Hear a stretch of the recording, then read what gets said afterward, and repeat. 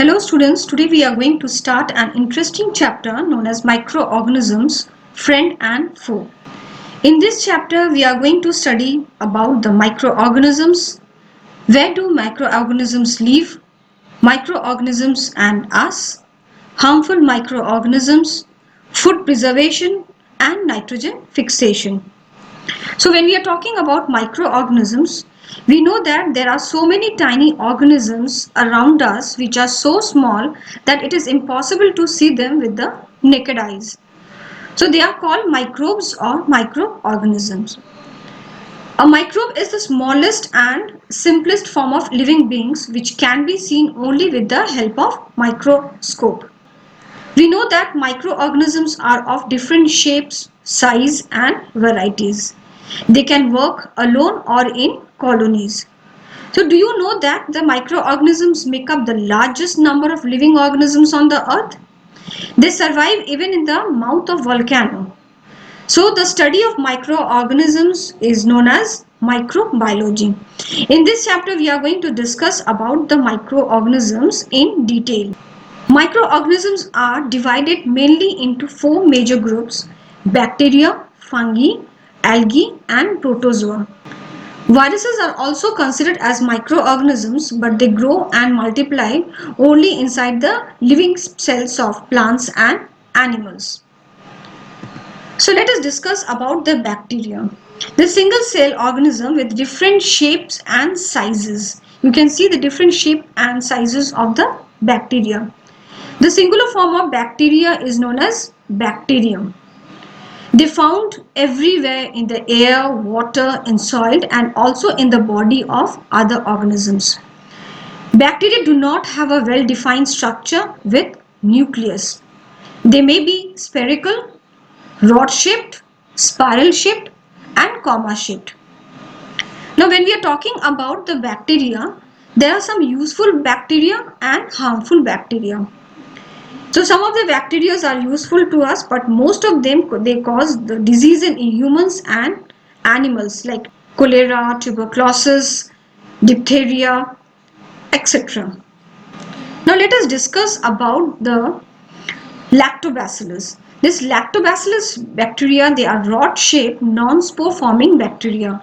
They are a major part of the lactic acid bacterium group, and what they do, they convert the sugar to the lactic acid, and that you see in the yogurt. Okay. Now next is the rhizobium, and this rhizobium is a genus of bacteria associated with the formation of root nodules on the plants.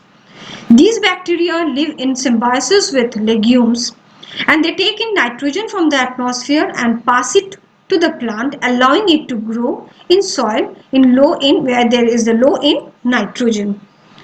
Now when we are talking about the harmful bacteria, the first is the E. coli.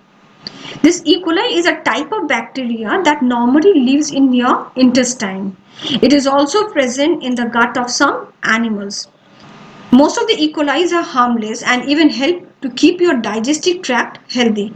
But some causes diarrhea if you eat contaminated food or drink foul water. Next is the Vibrio cholera. Cholera is an infectious disease that causes severe water diarrhea, which can lead to dehydration and even death if untreated. It is caused by eating food or drinking water contaminated with a bacterium called Vibrio cholera. Then the next one is tuberculosis. This tuberculosis is caused by the bacteria known as Mycobacterium tuberculosis. Tuberculosis is curable and preventable. It spread from person to person through the air. When people with lung, TB cough, sneeze or speak, they propel the TB germs into the air. After then we are going to discuss about the fungi. Now let us discuss about the fungi. The singular form of fungi is known as fungus, and they are the non-green plants that derive their nutrients from the dead and decaying matter or from other living organisms. The fungi, they may be unicellular or multicellular.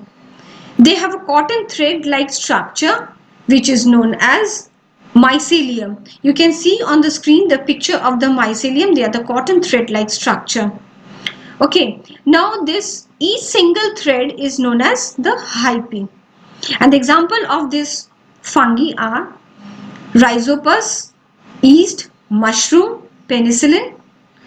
So some of the fungi that like yeast and penicillin are useful to us because it help us in a various ways. We know that by the help of the yeast we can make bread. Now with the help of the penicillin we can prevent us from many diseases. And next the mushroom, which is edible, which help us to give some nutrient. But apart from this, there are some fungi which cause diseases like athlete foot and ringworm. Next comes to the algae. Now the singular form of algae is known as alga, which are mostly aquatic and can be found in wet and moist places. The bright green or dark green masses spreading over the water surface in ponds and tanks are actually these algae you can see over here, which how it is spread over the rocks. Since algal cells have chlorophyll, that is the reason they are green in color, so they can make their own food. That means they can perform photosynthesis. Algae may be unicellular and multicellular. Algae like Chlamydomonas and diatom are unicellular, while Spirogyra and blue-green algae are multicellular. Now, the one more important thing about blue-green algae is that it helps to fix the atmospheric nitrogen. Okay, so the next is the protozoa. Again, we should know about the singular form of protozoa, which is known as protozoan. And these protozoans are the most primitive and animal-like organisms. They are generally found in moist places such as soil and also in aquatic habitats such as freshwater, lakes, stagnant ponds, pools, etc. They are mostly unicellular and are of different shapes. You can see they are of different shapes. Not a single protozoa looks similar. So they have different shapes. You can see the examples of the protozoan are amoeba, euglena, paramecium, ciliata, trypanosoma. So there are different type of protozoans. Some of the protozoans causes diseases like malaria caused by plasmodium and dysentery caused by interamoeba in the humans. The most important organism, microorganism, that is the virus, because of which we are now at our home, because of which we cannot go outside. So that is the COVID-19. So before I say something about COVID-19, let us discuss about some other viruses and let us know about the virus, what it is. Actually, the viruses are the smallest organism that cannot be seen even with the most powerful microscope. Then you may ask that how they can be seen. They can be only studied under an electron microscope. They grow and multiply only inside the living cells of plants and animals, and they remain inactive outside the host cell. So they become active and start reproducing as soon as they enter the living cells of the host. That is why they are said to be lie on the borderline dividing the living beings from the non-living things. They are of different shapes, and viruses are very much harmful to humans, animals and plants.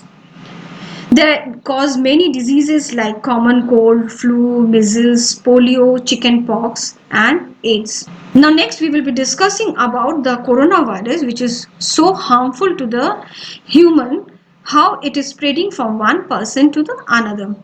We should know about the coronavirus in detail. So the coronavirus disease is an infectious disease caused by a newly discovered coronavirus. The COVID-19 virus spreads primarily through droplets of saliva or discharge from the nose when an infected person coughs or sneezes.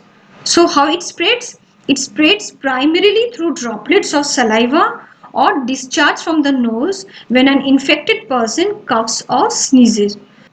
Now the symptoms of the coronavirus is, you can see that here it is shown properly that the symptoms are the fever, headache, runny nose, cough and chest pain. Now to prevent infection and to slow transmission of COVID-19, we need to follow few things. The first thing is that wash your hands regularly with soap and water or clean them with alcohol based hand rub, that is the sanitizer. Maintain at least 1 meter distance between you and people coughing or sneezing. Avoid touching your face. On and often what we do, we touch our face, and we should avoid doing that. The next thing is cover your mouth and nose when coughing or sneezing. The next important thing is that you have to wear masks. Whenever you are going outside, definitely you should wear your masks, and you should stay home if you are feeling unwell. So children, I hope that you have understood about the harmful virus, how we can prevent ourselves from this coronavirus. So this is all about today's topic. In the next day, we will be discussing more about this microorganisms in detail.